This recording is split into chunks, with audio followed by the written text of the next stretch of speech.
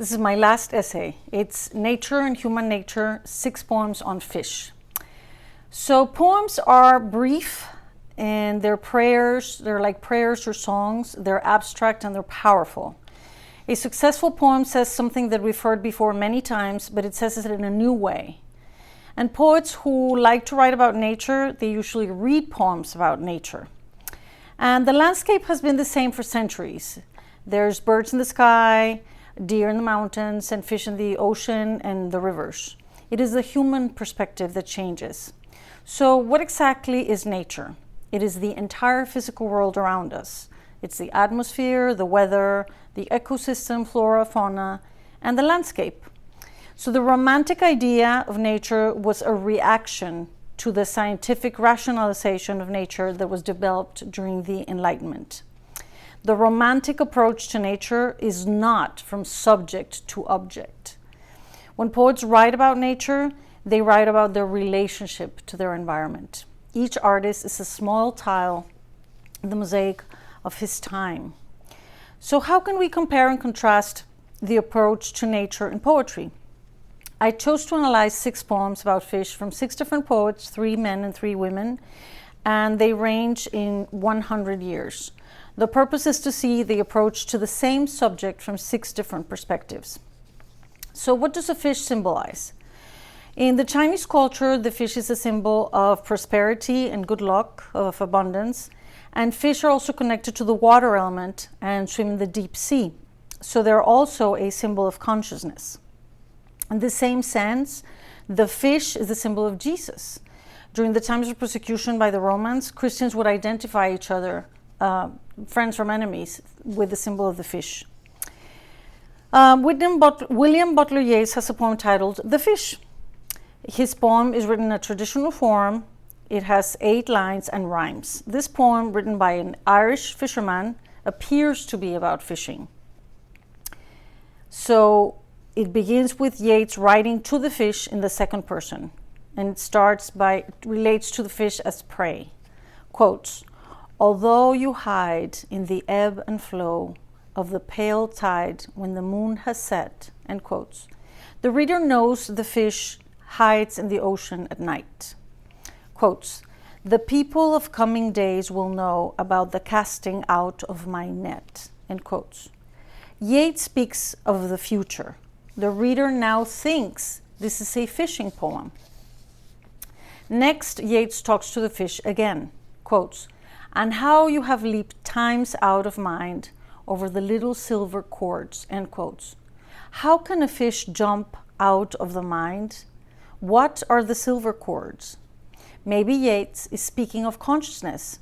Finally, the poem ends by judging the fish. Quotes, "And think that you were hard and unkind, and blame you with many bitter words," end quotes. Why would the people of coming days think the fish was unkind and blame it with bitter words? The fish must be a metaphor of something else that hides in another kind of tide at night. Maybe Yeats' net, made of silver cords, is his mind containing his consciousness at night. The second poem is by Robert Frost, an American poet, and it's titled Fish Leap Fall. And it's made of 5 quatrain stanzas. It is a scene that takes place in the mountains with a river fish this time. Frost describes the hills and the river that came to their kitchen door.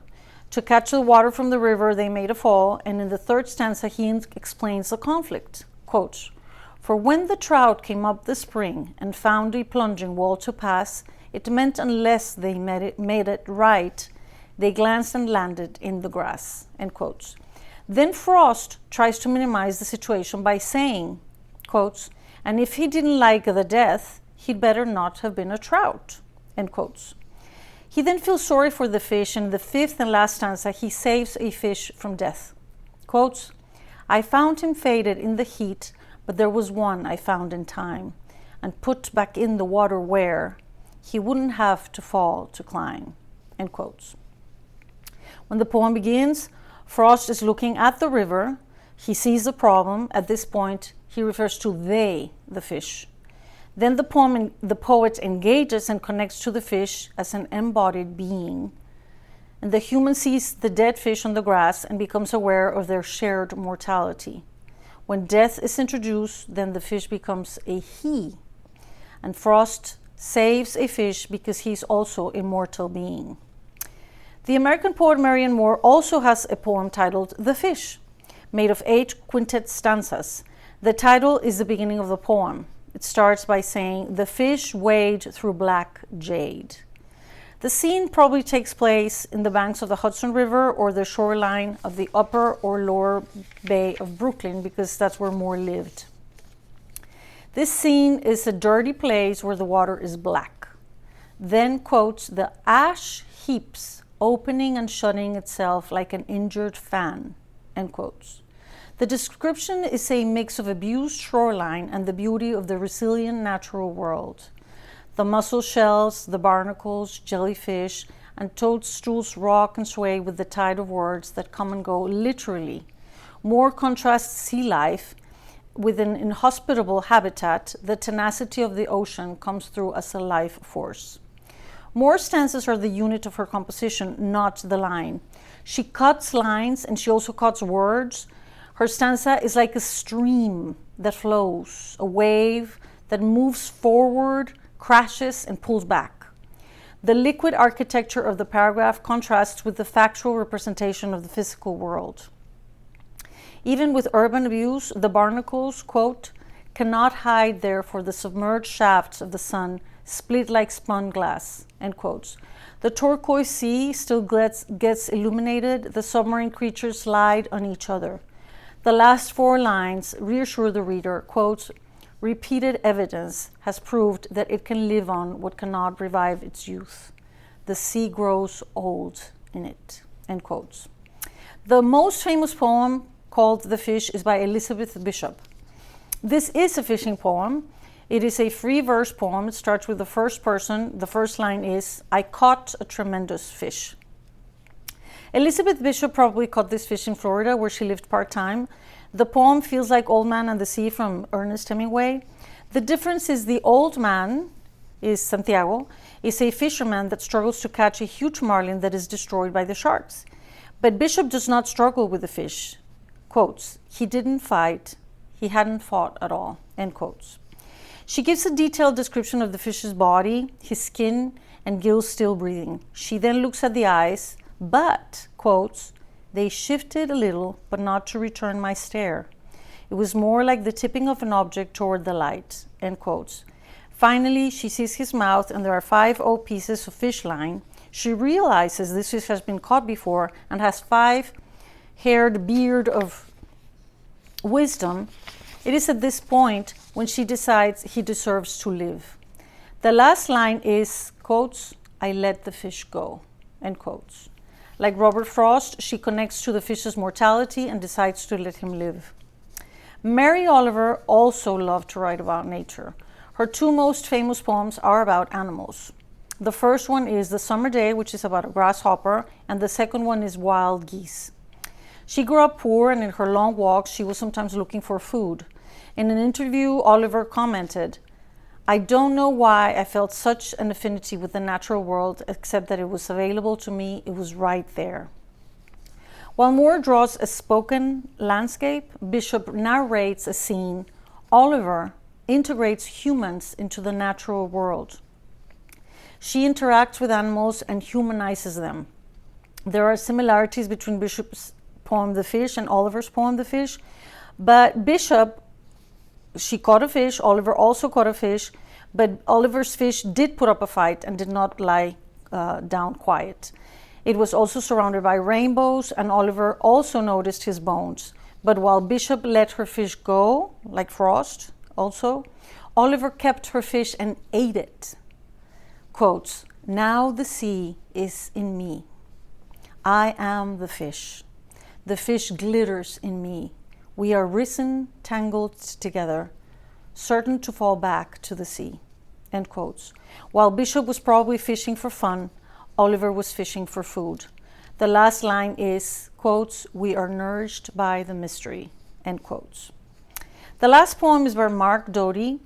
His poem about fish is called a display of mackerel. It is a free verse in 17 stanzas with 3 lines. Here Dodi did not catch the fish. They were not in the water or alive. He just saw them at the supermarket. The first line of the poem describes the dead fish. Quotes, "They lie in parallel rows, on ice head to tail, each a foot of luminosity." End quotes. The poem is visual, descriptive, and like Bishop, he uses the word rainbow as well as prismatic and mirror of soap bubble sphere. But then the poem becomes philosophical because it questions the fish's individuality, since you cannot distinguish one from the other. Quotes, "They are all expressions of the one soul." End quotes. He then goes on to compare us to fish. Quotes, "Suppose we could iridesce like these and lose ourselves entirely in the universe. Of shimmer, would you want to be yourself only, unduplicable, doomed to be lost?" End quotes. Dodi then says the fish don't care, they're dead and frozen. The last phrase of the poem is, quotes, "How happy they seem, even on ice, to be together, selfless, which is the price of gleaming." End quotes. Our relationship to nature has changed. In the urban life, being in nature is a luxury.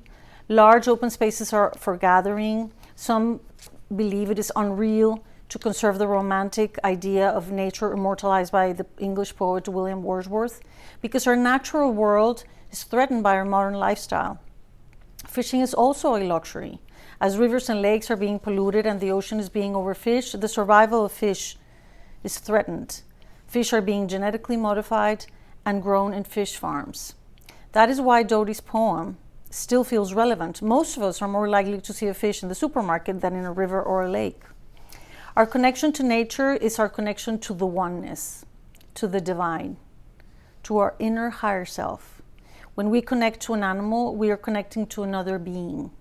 In these strange times of isolation, what has kept me steady and grounded are my walks. Outside, the landscape is the same. In the spring, everything bloomed, with or without the coronavirus.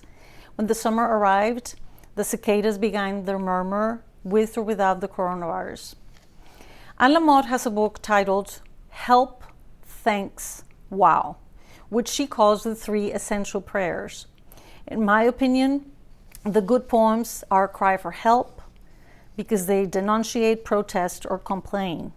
The great poems are poems of gratitude, of thanks, of praise. But the greatest poems are the wow poems, because they venerate the majesty of the world and they sublimate our human nature. While sad poets are self-absorbed, happy poets are aware of others and their environment. This is why the poems that inspire all are about nature, love, and God. What is at the core of these subjects? The mystery of life, the inner intelligence of living beings, and the life force within us. Thank you.